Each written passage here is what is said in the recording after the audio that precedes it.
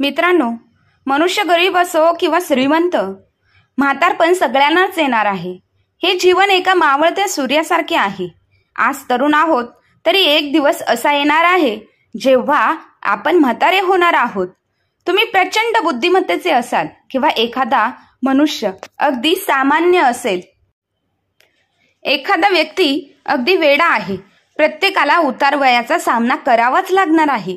तर मित्रांनो, आपल्या व्हिडिओत आपण हेच जाणून घेणार आहोत की म्हातारपणात आपल्याला कोणत्या 4 गोष्टी लक्षात ठेवायला हव्यात, कोणत्या 4 गोष्टींचे काटेकोरपणे आपल्याला त्यांचे पालन करायला हवे, जेणेकरून म्हातारपणात आपल्याला कोणीही त्रास देऊ नये किंवा आपल्या उतार वयाचा आपल्यावर त्रास होऊ नये. चला तर मित्रांनो, हीच गोष्ट आपण एका कथेद्वारे समजून घेणार आहोत. चॅनलवर नवीन असाल तर व्हिडिओला लाईक आणि चॅनलला सबस्क्राईब अवश्य करा. तर मित्रांनो, एका गावामध्ये एक व्यक्ती होता. तो खूप श्रीमंत होता.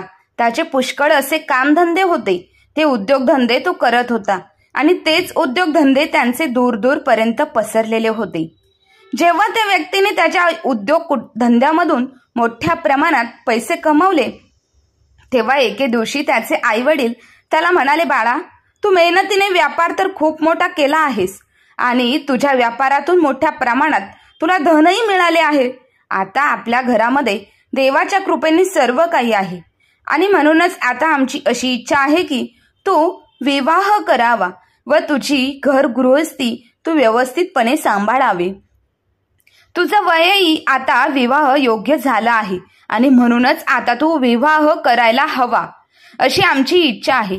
आई वडिलांचे हे बोलणं ऐकल्यानंतर तो मुलगा म्हणाला, बाबा, आई, अजून तर मला खूप पैसे कमवायचे आहेत.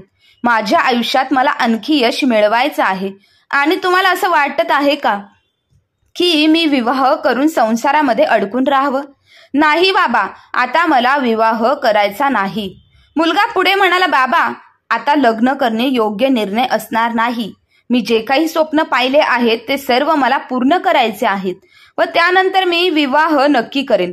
तेव्हा त्या मुलाच्या आई वडिलांनी त्याला समजावले, बाळा, लग्न तर प्रत्येकाला करायचंच असतं, कारण लग्न झाल्यानंतर मुलबाळ झाल्यानंतरच आपला वंश पुढे वाढत असतो आणि संतान जन्माला आल्यानंतरच मनुष्यावर जो पितृकर्ज असतो त्यापासून मनुष्य मुक्त होत असतो.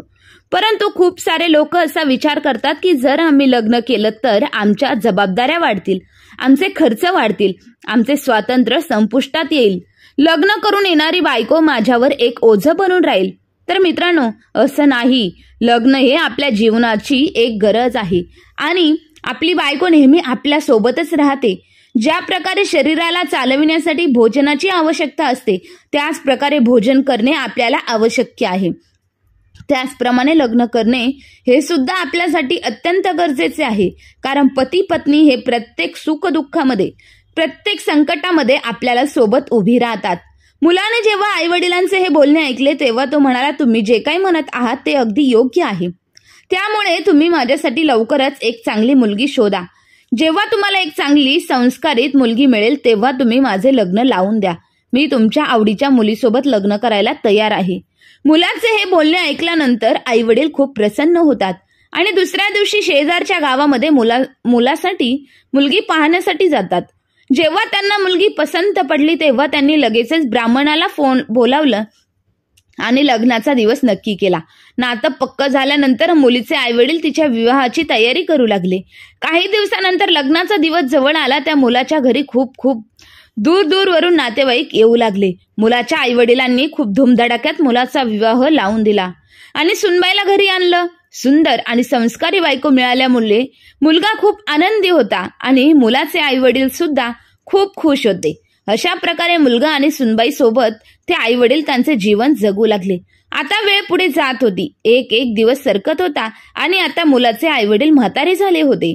त्यानंतर एके दिवशी मुलाच्या आईवडिलांनी त्यांच्या मुलाला आणि सुनबाईला त्यांच्या जवळ बोलावले आणि त्यांना ते म्हणाले, बाळांनो, आज ज्या गोष्टी मी तुम्हाला सांगणार आहे त्या गोष्टी तुम्हाला तुमच्या आयुष्यात नेहमी उपयोगी पडणार आहेत.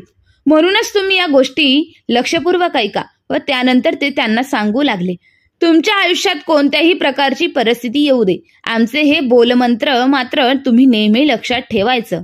तुम्ही दोघे एकमेकांच्या सदैव सोबत राहायचं आणि कोणत्याही परिस्थितीत एकमेकांचा विश्वासघात करायचा नाही. कोणतेही असे कार्य करायचे नाही ज्याच्यामुळे तुमच्या जोडीदाराला त्रास होईल. तुम्हाला दोघांनाही जेवढे शक्य होईल तेवढी दुसऱ्यांची मदत करा, कारण मदत केल्यामुळे कधीही कोणताही माणूस गरीब होत नाही, तर तो मदत करत असतो, तो यशाचे उंच उंच शिखर गाठत असतो. जेव्हा त्या मुलाने आणि बायकोने आई वडिलांचे हे बोलणं ऐकलं तेव्हा ते दोघे म्हणाले, तुम्ही काळजी करू नका, आम्ही तुम्ही सांगितलेल्या मार्गावरच चालणार आहोत आणि आम्ही दोघेही नवरा बायको तुमच्या सिद्धांतावर चालून आमचे जीवन व्यतीत करू. तुम्हाला आम्ही कोणत्याही प्रकारची तक्रार करण्याची संधी देणारच नाही. मित्रांनो, अशा प्रकारे ते सर्वजण आनंदाने त्यांचे जीवन जगत होते. दिवस पुढे सरकत होते. तो मुलगा आणखी जास्त श्रीमंत झाला होता. आता त्या मुलाचे आई वडील पूर्णपणे म्हातारे झाले, केस पांढरे झाले होते, शरीर सडपातळ झाले होते. मुलांचे आई वडील म्हातारपणामुळे आता वेगवेगळ्या प्रकारे उलटसुलट बोलायचे. त्यांचा असा हा व्यवहार सुनबाईला आवडत नव्हता आणि ती नाराज व्हायची. तिच्या नाराजीचं कारण होतं की तिचे सासू सासरे नेहमी छोट्या छोट्या कारणांवरून तिच्यासोबत भांडण करायचे. जेव्हा तिचा नवरा संध्याकाळी घरी परत यायचा तेव्हा ती नवऱ्याला सांगायची की तुमचे आई वडील रोज कुठल्या ना कुठल्या गोष्टींवरून माझ्यासोबत भांडण करत आहात. जर तुमच्या आई वडिलांची अशीच वागणूक राहिली तर मी एके दिवशी हे घर सोडून माझ्या वडिलांच्या घरी निघून जाईल. बायकोचं हे असं बोलणं ऐकल्यानंतर मुलगा त्याच्या आई वडिलांना समजावतो की तुम्ही तुमच्या सुनबाईसोबत असा व्यवहार का करता. तेव्हा आई वडील मुलाला म्हणतात, भांडण आम्ही करत नाही तर तुझी बायको करत असते, तीच आमच्या सोबत भांडायला येत असते. अशा प्रकारे दोघेही एकमेकांवर आरोप करू लागतात. मुलगा दोघांनाही समजावून सांगतो, पण तेच आई वडील तर म्हातारे झाले होते, त्यामुळे ते मुलाचं बोलणं विसरून जायचे आणि पुन्हा ते सुनबाईसोबत तशाच प्रकारे वागायचे. काही दिवस हे जेव्हा असंच चालू राहिलं तेव्हा घरातील ह्या भांडणांमुळे मुलगा खूप टेन्शनमध्ये येऊ लागला. त्याच्या बरोबर बायको सुद्धा रोजच्या रोज भांडणांमुळे त्रासून गेली. काही दिवस तर तिने तिच्या सासू सासऱ्यांचा हा व्यवहार सहन केला, परंतु जेव्हा तिची सहनशक्ती संपली तेव्हा ती मुलगी तिच्या सासू सासऱ्यांना आणि नवऱ्याला सोडून तिच्या माहेरी निघून आली. मुलीच्या आई वडिलांनी त्यांच्या मुलीला एकटीला येताना पाहिलं तेव्हा त्यांनी मुलीला विचारलं, पोरी काय झालं, तू एकटीच का आली, तुझ्या आईसोबत जावई बापू का आले नाही. तेव्हा त्या मुलीने घडलेली सर्व घटना तिच्या आई वडिलांना सांगितली. मुलीचे असे बोलणे ऐकून तिचे आई वडील म्हणाले, या बाबतीत तू जावयांसोबत बोलायला हवं होतं. वडिलांचे हे बोलणं ऐकल्यानंतर ती मुलगी म्हणाली, मी माझ्या नवऱ्याला सर्व काही सांगितलं आहे. त्यांनी सुद्धा त्यांच्या आई वडिलांना समजून सांगण्याचा प्रयत्न केला, पण ते कोणाचंच ऐकत नाही. त्यांच्यावर कोणतीही समजावण्याचा काहीच फरक पडत नाही. काही वेळ तर ते नीट वागतात, परंतु पुन्हा तेच भांडण सुरू करतात आणि आता रोज या भांडणांमुळे माझं जीवन नकारा समान झालं आहे. दिवसेंदिवस माझ्या त्रासामध्ये वाढतच होत आहे आणि आज मी हा निर्णय करून माहेरी आली आहे की जोपर्यंत ते दोघे म्हातारे आहेत तोपर्यंत मी सासरी जाणार नाही आणि तोपर्यंत मी तुमच्या जवळच राहील. मुलीचं हे बोलणं ऐकल्यानंतर तिचे आई वडील म्हणाले, पोरी, कुठल्याही मुलीचं तिच्या आई वडिलांच्या घरी आयुष्य व्यतीत होत नाही. जोपर्यंत मुलीचे लग्न होत नाही तोपर्यंत आई वडिलांचे हे घर तिचं घर आहे, परंतु जेव्हा तिचं लग्न होतं तेव्हा सासरच हे तिचं घर असतं. म्हणूनच मुली, तू तुझ्या सासरी जा, दुःख त्रास थोडं सहन कर, परंतु तिकडेच तुला जीवन तुझं व्यतीत करायचं आहे. मानवी जीवनामध्ये दुःख त्रास संकटे तर येतच राहतात. आपण त्या संकटांना घाबरून न जाता आपण त्यांचा सामना करायला हवा. आयुष्यामध्ये पुढे जायला हवे. तू तुझ्या सासू सासऱ्यांचा विचार करू नको. ते आता म्हातारे झाले आहेत आणि म्हातारे लोक काय म्हणतच असतात, त्यांच्या बोलण्यावर तू दुर्लक्ष कर. तेव्हा ती मुलगी म्हणाली, बाबा, तुमच्या बोलण्याशी मी सहमत आहे, परंतु मी तरी किती सहन करू. जर मी त्यांना वेळेवर जेवण दिले नाही, त्यांनी सांगितलेली कामं वेळेवर केली नाहीत तर ती माझी चूक आहे, हे मी मान्य करते. परंतु मी त्यांनी सांगितलेली सर्व कामं अगदी वेळेवर करत असते, तरी सुद्धा ते लोक मला वाईट साईट बोलत असतात, मला वेगवेगळे टोमणे देऊन माझा अपमान करत असतात. इतकंच नाही तर आजूबाजूच्या लोकांना माझ्याबद्दल खूप वाईट साईट सांगतात. माझे सासू सासरे शेजारच्या लोकांना सांगतात की आमच्या सुनबाईची वर्तवणूक चांगली नाही, आमचा मुलगा इतकं पैसे कमवतो परंतु तरी सुद्धा आमची सुनबाई आम्हाला काहीच खायला देत नाही. अशा प्रकारे ते गाववाल्यांना माझ्याबद्दल काहीही सांगतात. आणि नेहमीच मी शिजवलेल्या जेवणामध्ये ते कमी शोधत असतात. लोकांना असं सांगतात की आमच्या सूनबाईला जेवण बनवता येत नाही, आमची सून वेळेवर जेवण देत नाही, त्यामुळे आम्ही दोघेही वेळेपूर्वी म्हातारी झालो आहोत. आणि माझ्या सासू सासऱ्यांच्या बोलण्याचा गावातील लोक सुद्धा विश्वास ठेवतात. आता तुम्हीच मला सांगा की मी त्यांना भोजन का देणार नाही, मी त्यांना उपाशी का ठेवेन. जेव्हा मुलीचं बोलणं ऐकलं तेव्हा आई वडील खूप दुःखी होतात. ते त्यांच्या मुलीला म्हणतात, पोरी तू काळजी करू नकोस, या बाबतीत मी तुझ्या सासरी जाऊन तुझ्या सासू सासऱ्यांसोबत आणि नवऱ्यासोबत बोलेन आणि त्यांना विचारेन की ते तुझ्यासोबत असं का वागतात. दुसऱ्या दिवशी मुलीचे आई वडील तिच्या सासरी जातात. सासरी गेल्यानंतर त्यांना त्यांचा जावई भेटत नाही. तेव्हा मुलीचे आई वडील तिच्या सासू सासऱ्यांशी बोलून त्यांना समजावून सांगतात, प्रयत्न करतात, परंतु मुलीचे सासू सासरे म्हातारे झाले असतात. ते काहीही समजून घ्यायला तयार नसतात. उलट ते दोघे मुलीच्या आई वडिलांना उलटसुलट करतात, परंतु त्याचा काहीही उपयोग झाला नाही. जेव्हा सासू सासऱ्यांना समजावून सांगण्याचा काहीच उपयोग होणार नाही हे जेव्हा मुलीच्या आई वडिलांना समजलं तेव्हा ते मुलीला घेऊन पुन्हा माहेरी निघून गेले. जेव्हा ते परत येत होते तेव्हा त्यांना रस्त्यात एक व्यक्ती दिसला. त्या व्यक्तीच्या एका हातामध्ये कमंडलू होतं आणि त्यांना सफेद रंगाचे लांब लांब केस आणि दाढी होती आणि त्यांच्या चेहऱ्यावर अलौकिक तेज होतं. जेव्हा मुलीचे आई वडील त्या व्यक्तीजवळ पोहोचतात तेव्हा त्यांना समजतं की हे एक सिद्ध साधू पुरुष आहेत. त्यांच्या चेहऱ्यावर एक वेगळ्या प्रकारचं तेज होतं. त्यांच्या चेहऱ्यावरील ते तेज पाहून मुलीचे आई वडील त्या साधूंना प्रणाम करतात आणि त्यांच्या चरणाजवळ जाऊन बसतात. जेव्हा त्या साधू महाराजांनी त्यांना विचारलं, बाळांनो तुम्हाला काही अडचण आहे का, तेव्हा मुलीचे वडील म्हणाले, हो गुरुदेव, मी खूप अडचणीत आहे, मला काहीच कळत नाही की काय करायला हवं. तेव्हा ते साधू महात्मा म्हणतात, बाळा तुला जी काही अडचण आहे ती अडचण ती काळजी तू स्पष्टपणे मला सांग, तुझ्या अडचणींचं मी नक्कीच काहीतरी समाधान शोधून काढेल. तेव्हा मुलीचे वडील म्हणाले, हे महात्मा, काही वर्षांपूर्वी मी माझ्या मुलीचा विवाह शेजारच्या गावामध्ये लावून दिला होता. ज्या घरामध्ये मी माझ्या मुलीचं लग्न लावून दिलं ते लोक खूपच श्रीमंत आहे. ज्या मुलासोबत मी माझ्या मुलीचा विवाह केला तो तर चांगल्या स्वभावाचा आहे, परंतु त्याचे आई वडील चांगले नाहीत. ते म्हातारे झाले आहेत आणि म्हातारे झाले असल्यामुळे ते माझ्या मुलीचा सारखा त्रास देत असतात. मुलीबद्दल शेजारच्या लोकांना वाईट साईट सांगतात. त्यामुळे माझी मुलगी तिचा संसार सोडून माहेरी आली आहे आणि आता ती माहेरी राहण्याचा हट्ट करत आहे. आता मला तुम्ही सांगा, कुठलेही आई वडील त्यांच्या मुलीचं विवाह जीवन कसं मोडताना कसं पाहू शकतात. मुलीच्या वडिलांचे हे बोलणे ऐकल्यानंतर ते सिद्ध पुरुष म्हणाले, बाळा जर अशीच गोष्ट आहे तर मला मुलीच्या सासरी घेऊन चल, मी त्यांना काही गोष्टी सांगेन. मी सांगितलेल्या त्या गोष्टी जर त्यांना पटल्या आणि त्या गोष्टीचं अनुसरण त्यांनी त्यांच्या जीवनात केलं तर त्या गोष्टींमुळे तुमची मुलगी नेहमीच तिच्या संसारात आनंदी राहील आणि ते लोक सुद्धा नेहमी प्रसन्न राहतील. कारण त्यांना कधीच कोणी सांगितलेलं नाही की म्हातारपणामध्ये कोणत्या गोष्टींचे लक्ष ठेवायला हवे आणि त्यामुळे त्यांची ही दुरावस्था होत आहे. त्याचबरोबर तुझ्या मुलीला आणि तुझ्या जावयाला सुद्धा अशा त्रासाचा सामना करावा लागत आहे. जेव्हा मुलीला आई वडिलांनी ज्या सिद्ध साधूंचे हे बोलणं ऐकलं तेव्हा ते प्रसन्न झाले आणि साधू महाराजांना घेऊन मुलीच्या सासरी गेले.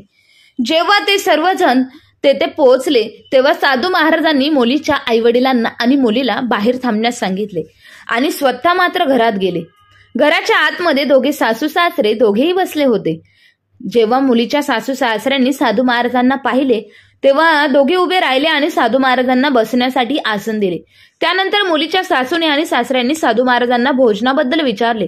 तेव्हा ते म्हणाले, मी तुमच्या घरी पोट भरून जेवणार आहे, परंतु त्यापूर्वी तुम्हाला माझं एक कार्य करावं लागेल. साधूचे हे बोलणे ऐकल्यानंतर ते दोघेही म्हणू लागले, तुमचं कोणतंही कार्य करण्यासाठी आम्ही तयार आहोत, परंतु तुम्ही भोजन ग्रहण करा. तेव्हा ते सिद्ध साधू पुरुष म्हणाले, नाही, त्यापूर्वी तुम्ही माझं बोलणं ऐका, त्यानंतरच तुमच्या घरी मी भोजन करेल. साधू महाराज म्हणाले, मी असं ऐकलं आहे की तुम्ही तुमच्या सुनेला खूप त्रास देत आहात, त्याचबरोबर तुमची सून सुद्धा तुम्हाला त्रास देत असते. साधूचं हे बोलणं ऐकल्यानंतर दोघेही नवरा बायको म्हणू लागले, हे गुरुवर्य, तुम्ही अगदी योग्य ऐकलं आहे. आम्ही दोघे म्हातारे झालो आहोत, त्यामुळे आमची सुनबाई आमची काळजी घेत नाही. ती नेहमी आम्हाला त्रास देत असते. तिला समजत नाही की ज्या प्रकारे आम्ही म्हातारो झालो आहोत त्याच प्रकारे ती सुद्धा एक ना एक दिवस म्हातारी होणार आहे आणि तरी सुद्धा ती आम्हा लोकांचा खूप त्रास देत असते. तेव्हा ते साधू महाराज म्हणतात, तुम्ही काळजी करू नका, मी तुमच्या सर्व अडचणी आता संपवणार आहे, परंतु त्यासाठी तुम्हाला माझ्या 4 गोष्टी ऐकाव्या लागतील. जर तुम्ही माझ्या ह्या 4 गोष्टी ऐकल्यात तर तुमचं म्हातारपण किती सुखपूर्वक व्यतीत होईल. मी तुम्हाला तुमच्या सुखी जीवनासाठी या 4 गोष्टी सांगणार आहेत. त्या तुम्ही लक्षपूर्वक ऐका आणि तुमच्या जीवनात त्याचे अनुसरण करा. त्यामुळे तुम्ही आनंदी राहाल. कधीच तुम्हाला तुमचा मुलगा किंवा सुनबाई त्रास देणार नाही. इतकं म्हटल्यानंतर ते साधू महाराज पुढे म्हणाले, सर्वात पहिली गोष्ट आहे, बोलताना नेहमी तुम्ही तुमच्या बोलण्याकडे लक्ष द्या. तुमच्या वाणीवर लक्ष द्या. कारण वाणीमध्ये इतकी शक्ती आहे की तिच्या जोरावर तुम्ही कोणाचेही मन जिंकू शकता आणि तुम्ही तुमच्या वाणीमुळे कोणालाही इजा पोचवू शकता. म्हणूनच नेहमी तुम्ही बोलताना तुमच्या बोलण्याकडे लक्ष द्यायला हवे. समजा तुम्ही माझ्याशी बोलत आहात. जर तुमच्या बोलण्याची पद्धत मला आवडली तर मी तुमच्याकडे आकर्षित होईल, तुमच्यासोबत जोडला जाईल. पण जर तुमची बोलण्याची पद्धत मला नाही आवडली तर मी नेहमीच तुमच्यापासून दूर निघून जाईल. आणि म्हणूनच मी तुम्हाला हे सांगू इच्छित आहे की तुम्ही बोलताना नेहमी तुमच्या बोलण्याकडे, तुमच्या शब्दांवर लक्ष द्यायला हवे. बोलण्यापूर्वी नेहमी 100 वेळा विचार करायला हवा की मी जे काही बोलत आहे त्यामुळे समोरच्या व्यक्तीला काही त्रास तर होणार नाही ना. मला माहित आहे की माणूस जेव्हा म्हातारा होतो तेव्हा त्याच्या शरीरामध्ये वेगवेगळ्या प्रकारचे आजार उत्पन्न होत असतात. ते बोलत असतात परंतु त्यांना समजत नाही की ते काय बोलत आहेत. परंतु तुम्ही तुमच्या बोलण्याकडे नेहमी लक्ष द्यायला पाहिजे.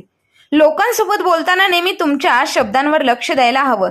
जेव्हा दोघेही नवरा बायकोंनी साधू महाराजांचं हे बोलणं ऐकलं तेव्हा ते साधू महाराजांना म्हणाले, हे गुरुदेव, तुम्ही जे म्हणताय ते अगदी योग्य आहे. आतापासून पुढे आम्ही कोणासोबतही बोलताना आम्ही आमच्या बोलण्यावर आणि आमच्या शब्दांवर नक्कीच लक्ष देऊ.